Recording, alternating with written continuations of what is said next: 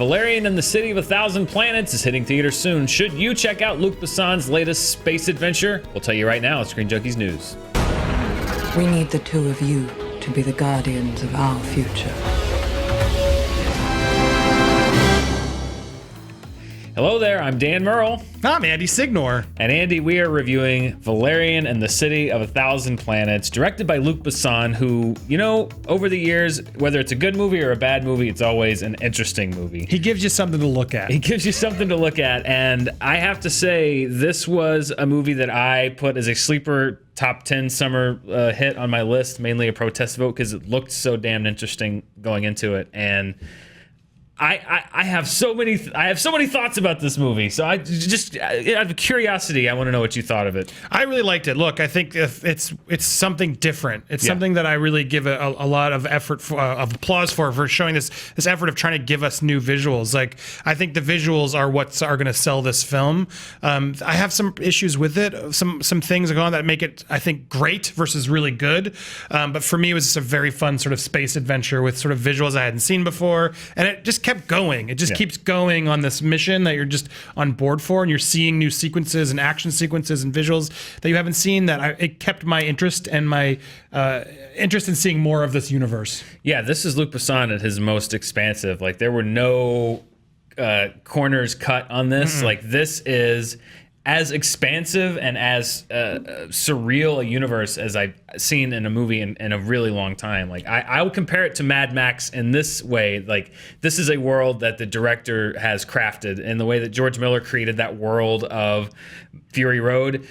Luc Besson has created this universe, and for the first hour plus of this movie, I was absolutely entranced. And I mean, this is some of the most visionary filmmaking as far as like just the feel and the look and just the way that he constructs sequences, particularly in the first half. I thought it was amazing, and I was ready to go gaga over this movie. Yeah, I mean, the beginning is really strong. I love the beginning. Sort of starts with the City of a Thousand Planets is the station Alpha, where thousands of species have all united to sort of share their knowledge, and so it's like this really to Ground Control to Major Tom by David Bowie is your opening. Yeah, that opening credits. You're getting this amazing sequence through history of how all these planets have converged and sort of shared their resources for the greater good, and it's really sort of a cool tone-setting thing to this movie, and you get it, and then you suddenly believe it as it's getting further and further the future of these weirder and weirder aliens coming into the mix. So I was hooked right away. I'm like, oh, this is, it started, I thought it would be sillier. I kept going, oh, this is going to be Jupiter Ascending. Yeah. But I just felt like it was a lot more self-contained and just a little smarter. And Jupiter Ascending, as a comparison, just is so crazy in this movie. All over the place. The visuals aren't that great, but then they're so CGI and so much is happening that I see the comparison. But I think this movie was just so much smarter and easier to follow, but in a creatively taking new directions sort of way, that I think they are completely on different pedestals. Can we at least agree on that? Oh, 100%. No, I would not. I wouldn't put this movie anywhere near Jupiter Ascending. No, this is, for me, it really kind of, it's almost kind of, it wore off. Was like, I was so dazzled by what Luc Besson was doing, but at some point it has to be more than just spectacle. Sure. And that was the second half of the movie for me, where he kind of had shown so many of these crazy, amazing different worlds and things, but you have to get to a movie eventually. And when it got to that point, I kind of jumped off board because I thought that the story, it kind of got stuck in a loop of like, there's a rescue mission here, and then another rescue mission here, and then it's an endless rescue mission. It's an endless rescue mission, and you're not really moving forward, you're not really moving toward anything, and then the movie kind of says, okay, now we're going to go toward this conclusion. And by that time, I was a little bit kind of lost, and it does kind of get a little more insular, and you lose a lot of these big action sequences and these worlds and these races and these species that he's shown you. That he just throws everything out there all at once. So the first half for me, I thought was incredible, and the second half for me, I thought was very kind of generic and by the book. Yeah, I think there's a pinpoint. The pinpoint for me is when Rihanna comes in. That's the same thing. Right when Rihanna comes in, you're either, if you're still on board at that point, I think you're going to have a blast, and this movie's going to be for you, and it's everything. But right around that sequence, you sort of start realizing he's doing sequences sort of just to do sequences. Yeah. Like, he has this amazing graphic novel that he's pulling from, and you could just tell he didn't want to be edited. And he's like, but I got to do this, I got to do that, I got to do that. And I will agree. I would have loved this even more had he shown a little bit more restraint and sort of saved those for for later and giving me a little bit more energy in the story, because my only other complaint is the two leads. I'm not huge fans of these actors. I've been on record, Cara Delevingne and Dean DeHaan, I've been on record saying they're not my favorite. They surprised me in that they didn't bother me as much as I thought they would in this movie. So I'll give them that as a positive, but I just kept watching thinking like, man, this, if they had put different actors in this, like really like fun, better actors, serviceable, it would have been so much we would have got soared so much higher with some better chemistry and some better actors in those roles. I thought they were serviceable. Yeah, they were they were very fine. They were very fine. But it didn't have like Chris Pratt showing up in Guardians vibe, where it's like he just has that, you know, you feel it, like, oh, I'm watching something exciting here. They didn't find someone like that to sort of take over the role. There's part of me that wants to go to that alternate universe where instead of doing Passengers, those two did Jennifer this. Lawrence jumped in to do this, and what that movie could have been. It would have been amazing. I think it would have been incredible. It would have been amazing. I don't think that movie would have been way too. This movie, I'm sure, is incredibly expensive. Then it would have been $50 million more expensive. I think it would have been. I think people would have signed on board immediately for that. So I'm gonna. First of all, I think that this is a theatrical experience that if you're a movie fan, I was going to say, whether we disagree, you need to go see this, I think, in a theater, and I will recommend it in 3D. Find the biggest screen,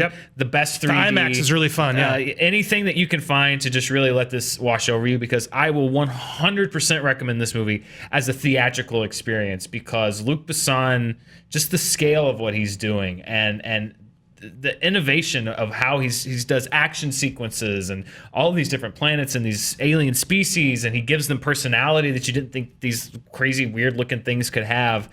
I as a theatrical experience, I 100% would recommend it, but it kind of reminded me of Avatar in that, you know, I still remember that theatrical experience, but I don't remember much about the movie. Sure. And I feel like Valerian's going to be like that. This is not a movie that I would buy and watch at home on my TV over and over again, but this is a movie that I think you absolutely should go see in a theater. See, I'll disagree with you on that. I think this is a movie, if I saw this on TNT, I'd probably get sucked in, and just because you can sort of jump in at any point. It's like, if you're on board, you're on board. It's just a nonstop adventure movie. So I agree, though. See it in the theater, but I almost, as I was thinking about, like, I think visually it's more impressive than Avatar. Like, Avatar had probably better effects because he had more money and more technology to his disposal, but the whole Na'vi versus sort of the things you see in this world, I was more intrigued at the possibilities of this world. Because there was something different around every between corner. Alpha, and there's this whole sequence where they go to a planet that's desert wasteland, but then you realize once you put on your goggles, you're seeing completely different dimensions of the world.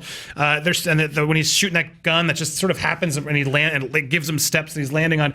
They're just really cool. Right here, there's just so many different cool new visuals that I haven't seen, and he just goes for it. The gaseous aliens and the underwater aliens, like, you're really getting this entirely exciting world. Even those three sort of weird aliens who are like trying to get them, like, we know the tip, we give us the money. Those guys. This is really fun little supporting characters. So I just think there was so much more to it in a broader sense than Avatar had, where it's like once you got past the Na'vi, they're linking. Okay, we're on Pandora. Okay, we're on a jungle. Yeah, there is. This gives you so much more stuff to look at and sort of be like, wow, this is crazy. There's more imagination in this one movie than there has been in 5 Transformerses and 5 Pirateses, and the scope and the imagination and the innovation and the skill behind this movie, I can't recommend it enough on that level. I think from a storytelling standpoint, it falls a little short. I think it feels its length towards the end. It could have been a little tighter. It could have been a little tighter, but I'm going to recommend it because I really do think that there's a lot of people that are going to love this movie, and there's a lot in this movie that I have never seen in a movie before. And in a summer where we keep talking about originality, I have to recommend this movie because this is one of the most original movies that I've seen in quite some time. And I'm going to endorse it even a little higher than you are. I think exactly for the originality's perspective of, yes, I could not dock it for the acting and for the little bit of the plot, but again, the acting's serviceable. It's fine. You're not there really for them. You're there for everything else. I think if we had put better actors in that, then we would have soared even higher. And I agree, it shows a little bit of its length towards the halfway point, but it's still fascinating. Even through the end, there's some more sequences and reveals and things that happen. That are just really fun to watch. So I would definitely recommend it, and definitely see it in the big theater. Definitely see it. I can't believe I'm suggesting 3D because I usually hate 3D. I hate 3D too, but it was fun in 3D. This is definitely the theater going experience, I think, of the summer for something completely different you haven't seen before. Totally off the wall. Well, those are our thoughts on Valerian and the City of 1,000 Planets, hitting theaters on July 21st. If you've seen it, let us know what you think in the comments below, or if you're looking forward to it, or another movie that's coming out. And as always, be sure to stay tuned right here to Screen Junkies News. We will bring you the latest reviews on everything that's hitting the theaters and the latest news on everything that's already out. Thanks so much for watching. Till next time. Thanks for watching Screen Junkies News. You can click, select, tap, whatever you want. The box is on screen to watch even more Screen Junkies News, and don't forget to click the logo to subscribe.